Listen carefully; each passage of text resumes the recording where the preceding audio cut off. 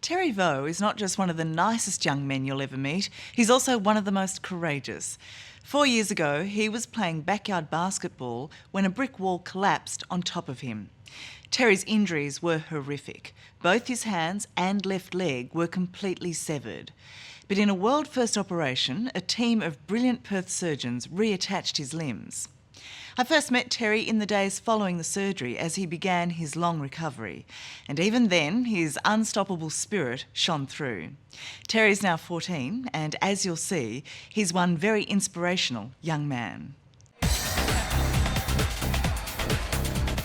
Here's a tip. If Terry Vaux ever challenges you to a video game car race, don't for 1 second think you might beat him because his hands are injured. The scars around his wrists are an ever-present reminder of the life-threatening trauma he's been through. But he can spin the steering wheel as well as any arcade game fanatic. These are like experience marks for me. Do you ever get self-conscious or embarrassed by them? No, I don't get embarrassed. I like show them off sometimes too. It's 4 years since both of Terry's hands were completely severed in a freakish accident and then reattached in a history-making operation. And what's truly remarkable is that today there's nothing Terry won't try or succeed at. Yes! Yes! He doesn't miss a beat on the keyboard or a tap on the computer. Even the Rubik's Cube, that super annoying puzzle, is a breeze in this young man's dexterous hands. Done. I feel like a normal person now. I have the same strength as before, or maybe even stronger. Do you ever give up? No. Never? Never. Anything you can't do? Not that I can think of. Up until Easter Saturday, March the 26th, 2005, Terry Vaux was a normal, happy-go-lucky 10-year-old growing up in Perth. Then, in an awful instant, luck left him. It could have been anyone's backyard. Easter weekend, a child's birthday party, and the children gathered around to play a game of basketball. Terry Vaux had the ball, and as he's done in countless other games, decided to slam dunk it. He jumped and grabbed onto the basketball hoop, which was just there, just above the garage, but as he hung on, the brick wall it was attached to gave way. I was halfway jumping to slam dunk it, and then I said I shouldn't do this, but it was too late. I held onto it, and then the accident happened, like it all fell down. As Terry first described to me just a few days after the accident, everything happened in surreal slow motion. His hands and left foot were sliced off by the weight and jagged edges of the brick wall. And do you remember when you actually lost your hands and your foot? Do you remember that happening? It was pins and needles. It wasn't really hurting much, and I could still feel my hands while I was closing my eyes. When I opened my eyes, I saw like my hands were gone, and then I looked at my leg and he was chopped off. Hello, it's Rob here from St John Ambulance. Terry was rushed to the Princess Margaret Hospital for Children with 3 of his limbs in an esky by his side. He has 2 severed hands and 1 severed left foot. Not surprisingly, the hospital staff was also in shock when they heard the news. 2 hands and a foot. Completely off. They're off. They're completely off. That's correct. These were life and death moments for Terry Vaux. And while he was being stabilised, a surgical team of 19 doctors and nurses was racing to the operating theatre. Surgeon Rob Love was in charge. So that's his left foot, left hand and right hand.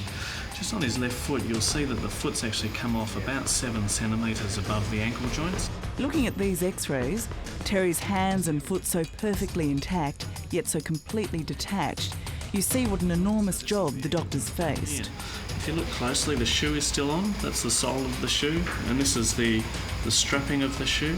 And you see that the bones have been shattered. Have the micro instruments, please. 3 teams operated simultaneously, 1 on each limb. We have another pair of needle holders. a combination of orthopaedic, micro and plastic surgeons. We got flow in our right hand. Yeah, that's great. So, Tonya, we're probably about half an hour away from letting this left hand down, and we're going to let it bleed out of the back, so he'll lose a little bit of blood. You might need to cross-match some more blood. Quite incredibly, it was only 9 hours after his accident that Terry's hands and foot were back where they belonged. Looks good, Roger. We were all quite positive with the fact that all limbs were nice and pink. For the first week of his recovery, everything went well. But then, bad news. Terry's foot started to die, and he was taken back to the operating theatre where it was amputated.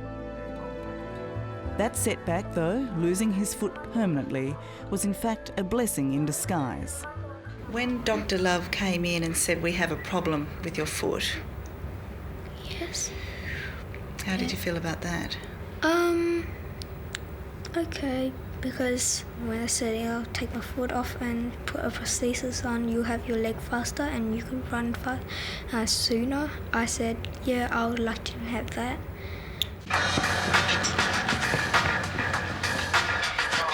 Today, 4 years on, you wouldn't know he's missing a leg. This is called sea walking, a kind of rap dance that's apparently all the rage with lots of young people today. And Terry Vo is as good as any of them.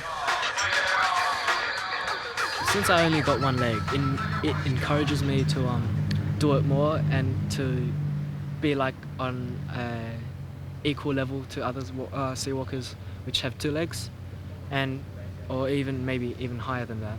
So yeah, it encourages me to do more. Sea walkers reckon 1 minute of this is the equivalent to running a 100-metre sprint. And while Terry makes it look easy, it's taken incredible amounts of intensive rehabilitation. Last one, see if we can hold for a count of 3. You ready? The physio began just days after the operation. Hard. Back then, he had to teach his fingers to move just a fraction. Good job.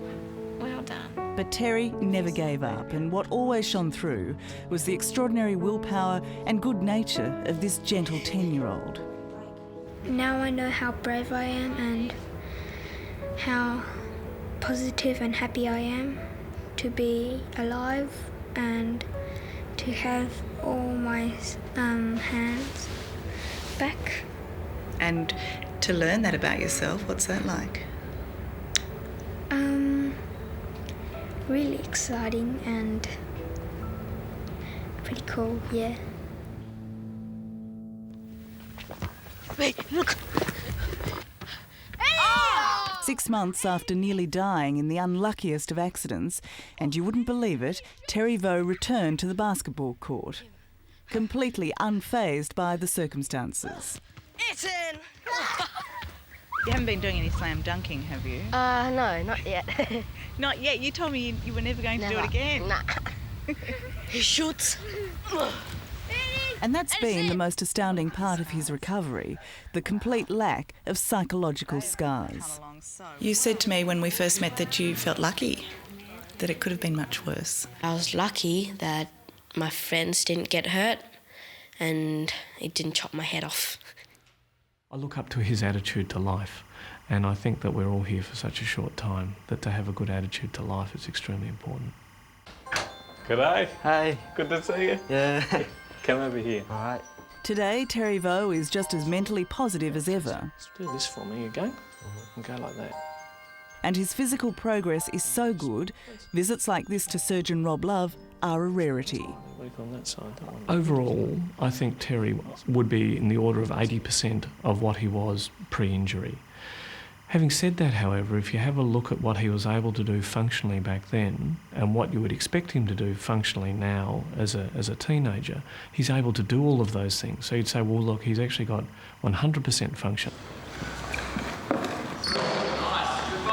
Amazingly, Terry's now stopped doing any formal physio or rehabilitation because he doesn't need to. But everyday activities are a form of ongoing treatment. Good hit, excellent, Terry, good. Well done, good running, Terry. Terry approaches life with zest, so he does everything. He will not say, I can't do this or I can't do that. His attitude is, I'm going to give it a go. Nancy Bonfiglio is Terry's year teacher at Perth's Servite College, and she says while the biggest compliment you can pay him is to treat him as just another one of the students, Terry, do you want to try this one for me too, please? his outlook on life has had a huge impact on all of his teachers and classmates. 19. He just doesn't think about what he is dealing with. He just goes in and does it. He refuses to have a woe is me mentality. To him it's, I'm living life and I'm making the best of it. You see V in tomorrow? I'm gonna see Viv. At home, it hasn't been as easy for Terry's parents, Trang and Tam, who continue to worry about their son's well-being. But the arrival of little brother Trevon has helped divert attention from the negative to the positive. And Terry, as always, would rather look forward than back. What are your dreams and ambitions? What would you like to do? I'd like to study medicine and get my grades to become a surgeon, plastic surgeon, to care for other people and save other lives. What do you think your patients might think to learn that their doctor once lost both his hands and now he's operating on them? What do you think they might think of that? I hope they think of me as an inspiration. You don't think they might be a bit nervous that you're operating on them? I hope not. Knowing Terry Vo, it's a safe bet that if he says these will one day be the hands of a surgeon, they will be. But in the meantime, they're the hands of a drummer, as enthusiastic and inspirational as ever. To be honest, I think that I am like the luckiest person on earth. I'm pretty happy. On a scale of 1 to 10, I think I'm an 11. Hello, I'm Nick McKenzie. Thanks for watching 60 Minutes Australia. Subscribe to our channel now for brand new stories and exclusive clips every week. Don't miss out on our extra minute segments and full episodes of 60 Minutes on 9now.com.au and the 9Now app.